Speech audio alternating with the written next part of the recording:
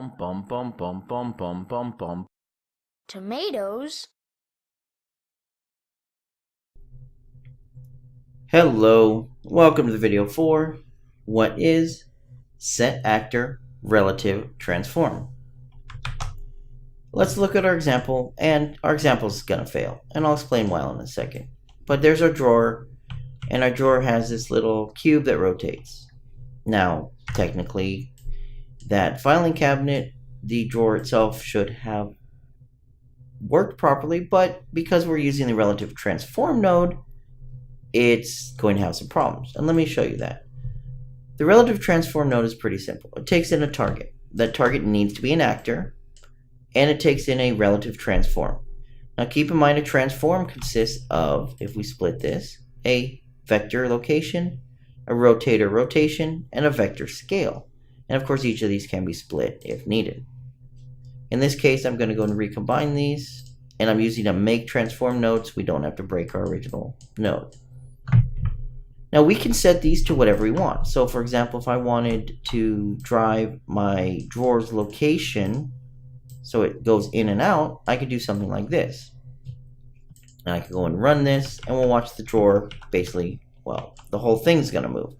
Why'd the whole thing move? Well, again, the actor relative transform takes in an actor. Right now I have it unhooked, which means, hey, I'm going to move myself. I'm telling it to move the actor I'm attached to, and, well, that's the entire filing cabinet. For this example, I'm going to hook up an attached drawer. Now, I've attached this drawer by simply spawning in a drawer, saving a variable, and then attaching it to my drawer root point on my blueprint. I've used the attach to component node, basically to add another blueprint to a blueprint. We've made a child blueprint attached to a parent blueprint.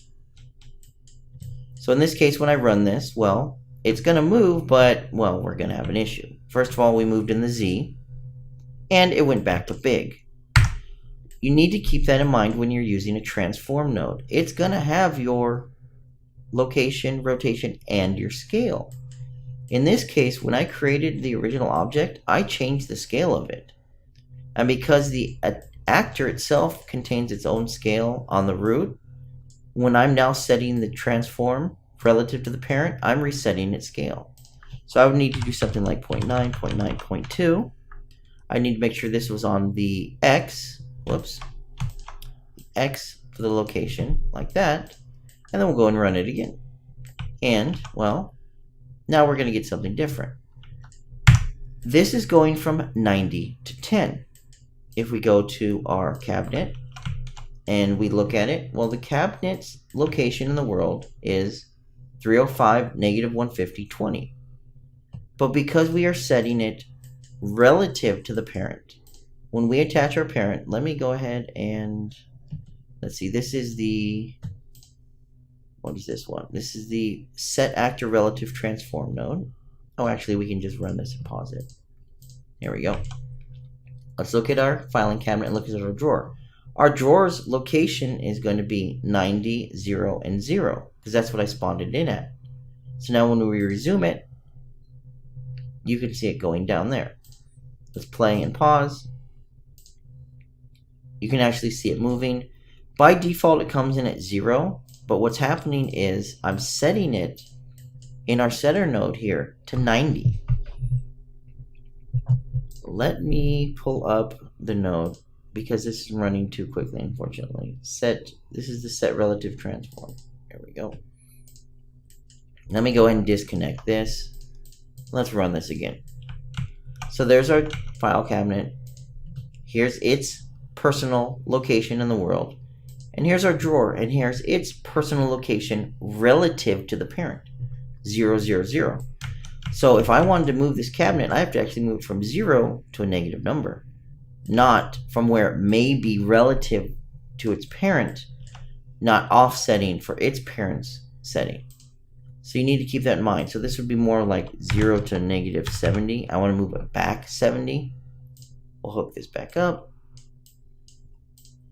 We'll go and run this, and the cabinet should work as expected. And it pulls it in and stops, because it's setting that location to negative 70 relative to its parent, And because we've attached it, this actor is setting itself relative to this actor. And this actor is setting itself relative to the world.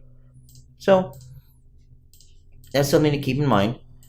When you're doing the transform version of this, you have to make sure you take into account any changes to the scale, the rotation, or the location, because you're setting all three at once. Common mistake would be making sure your scale is not set because your attached actor has a different scale and you're not passing that along. That's going to wrap up our set actor relative transform node. I know I didn't cover the sweep and teleport, but these are covered in the other individual set actor location, rotation, and scale nodes.